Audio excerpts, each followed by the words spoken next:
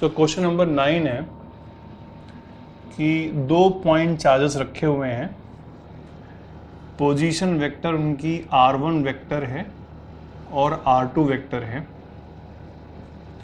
और point charges हैं q1 और q2। हमको बताना है कि एक थर्ड चार्ज कहाँ रखा जाए और उस थर्ड चार्ज का कितना मैग्नीट्यूड हो ताकि किसी भी चार्ज के ऊपर लगने वाला नेट फोर्स 0 हो जाए। ठीक, तो लेट अस से वो चार्ज Q हमें कहीं रखना है, चार्ज Q को निकालना है और उसकी पोजीशन निकालनी है कि उसको किस पॉइंट पे रखा जाए। तो पहली बात तो तीनों ही चार्जेस के ऊपर नेट फोर्स 0 करना है, including the charge Q। Charge Q के ऊपर नेट फोर्स 0 कब होगा? जब वो उस पॉइंट पे रखा जाए जहां पे इन दोनों की इलेक्ट्रिक फील्ड 0 होगी। और इन दोनों की इलेक्ट्रिक फील्ड 0 कहां पे होगी? इन दोनों की electric field will be 0 along the line joining these 2 point charges। अगर दोनों पॉजिटिव या नेगेटिव है तो इनके बीच में कहीं होगी, इस लाइन पे कहीं होगी। ठीक, तो लेट अस से इसकी पोजीशन इस सेंटर से x दूरी पर है जहां पे रिजल्टेंट इलेक्ट्रिक फील्ड 0 है। अगर इस पॉइंट पे हम इस चार्ज को रख दें तो इस पॉइंट पे इस चार्ज Q के ऊपर कोई भी फोर्स नहीं लग रहा होगा। ओनली पॉसिबिलिटी जहां पे चार्ज Q को रखा जाए ताकि उसके ऊपर नेट फोर्स 0 हो, यही पॉइंट है जहां पे इन दोनों की इलेक्ट्रिक फील्ड 0 है। तो हम पहले ये पॉइंट निकाल लेते हैं, let us find the value of x। ठीक, बाद में हम आंसर को वेक्टर के टर्म में रिप्रेजेंट कर देंगे।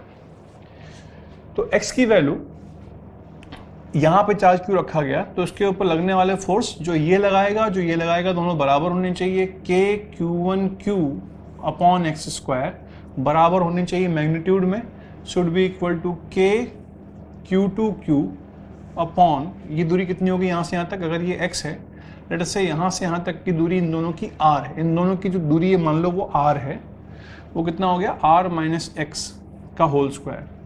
तो k से k कैंसिल, q से q कैंसिल, पूरी इक्वेशन को कर लेते हैं अंडर रूट। क्या आ जाएगा?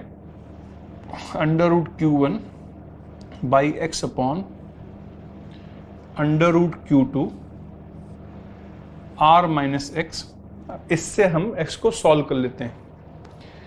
कैसे करें सॉल्व? इसको इस साइड ले जाएं, r minus x upon x बराबर under root q2 by q1।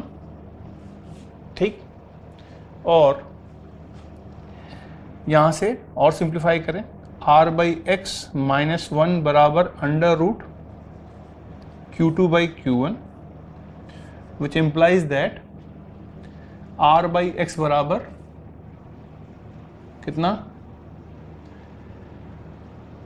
Under root q1 plus under root q2, 1 को यहाँ लाएंगे तो ऐड हो जाएगा, upon under root q1 and therefore x बराबर under root q1 plus under root q2 into r हो जाएगा। इसी का इन्वर्स कर दिया। ठीक, तो इस चार्ज से इतनी दूरी पे रखा जाएगा under root q1 into r upon under root q1 plus q2। तो इस चार्ज Q के ऊपर लगने वाला नेट फोर्स 0 होगा। अब इसके अलावा हमें इन दोनों चार्ज के ऊपर भी नेट फोर्स 0 करना है ना? तीनों ही चार्जेस के ऊपर रिजल्टेंट फोर्स को 0 करना है। लेट अस से इस चार्ज के ऊपर नेट फोर्स 0 करते हैं। तो इस चार्ज के ऊपर ये क्या कर रहा है? रिपेल कर रहा है इसको, है ना? तो इसको क्या करना चाहिए? अगर यहाँ Q रख दिया जाए तो Q को क्या करना चाहिए? ऑब्वियस सी बात है, Q को अट्रैक्ट करना चाहिए, तभी इसके ऊपर रिजल्टेंट फोर्स 0 हो पाएगा। तो जिस फोर्स से इसको रिपेल करेगा उसी फोर्स से इसको अट्रैक्ट करना चाहिए। ठीक, किस फोर्स से अट्रैक्ट करेगा? k(q1q2) upon r square, repulsive force, should be equal to attractive force. ये चार्ज Q क्या होना चाहिए? नेगेटिव होना चाहिए, तभी उसको अट्रैक्ट कर पाएगा ये। अगर ये दोनों पॉजिटिव है तो उसको नेगेटिव होना चाहिए, तभी उसको अट्रैक्ट कर पाएगा। अट्रैक्टिव फोर्स कितना? k(q1q) upon x square. ठीक, यहां से we can solve for the value of Q। तो k से k हो जाएगा कैंसिल, q1 से q1 हो जाएगा cancel, and we will have Q2 भी equal to Q2 x square by R square. ठीक, x की वैल्यू यहां से we can substitute, x by R की वैल्यू हमें मालूम है कितनी है, and therefore Q will be equal to x by R कितना हो जाएगा, इसका होल स्क्वायर हो जाएगा, Q1 का whole square, under root Q1 का होल स्क्वायर Q1 हो जाएगा। तो कितना हो जाएगा ये Q1 Q2 upon under root Q1 plus under root Q2 का होल स्क्वायर, और ये जो चार्ज होना चाहिए वो होना चाहिए नेगेटिव। ठीक, तो चार्ज Q का मैग्नीट्यूड इतना होना चाहिए। अगर चार्ज Q के ऊपर, चार्ज Q के वजह से इन दोनों चार्जेस के ऊपर भी नेट फोर्स 0 हो जाए। ठीक, अब फाइनली चार्ज Q की हमको पता करनी है कि पोजीशन क्या होगी। ठीक है,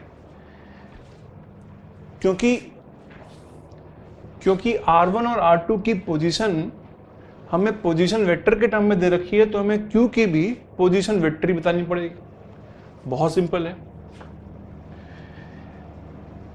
इसी का इस्तेमाल करते हैं। ओरिजिन के रिस्पेक्ट में लेट अस से Q की पोजीशन वेक्टर R0 है। ठीक, तो मुझे बताना है R0 कितना होगा। ट्रायंगल लॉ से R0 will simply be equal to कितना, R1 vector plus X vector. X vector कौन सा वेक्टर है, ये वाला वेक्टर है, यहां से लेके यहां तक ज्वाइन करने वाली लाइन के अलॉन्ग वो वेक्टर X है।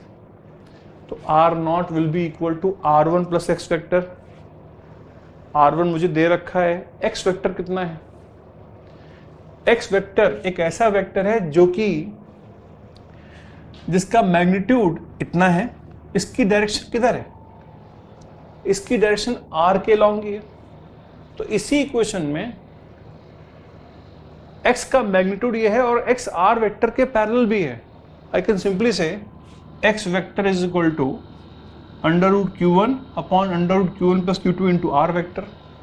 मैग्नीट्यूड तो सही था ही, दोनों आपस में पैरेलल भी हैं। X वेक्टर क्या पुट कर दिया जाए, X वेक्टर पुट कर दिया जाए under root Q1 upon under root Q2 plus under root Q2 into R vector put कर दिया जाए। ठीक, R ये वाला वेक्टर यहां से आता है। अब फाइनली R वेक्टर कितना है, ये वेक्टर कितना है यहां से यहां तक, ये वेक्टर कितना है, R2 माइनस R1 वेक्टर है। तो R वेक्टर को क्या बोल दिया जाए, it is simply equal to R2 vector minus R1 vector.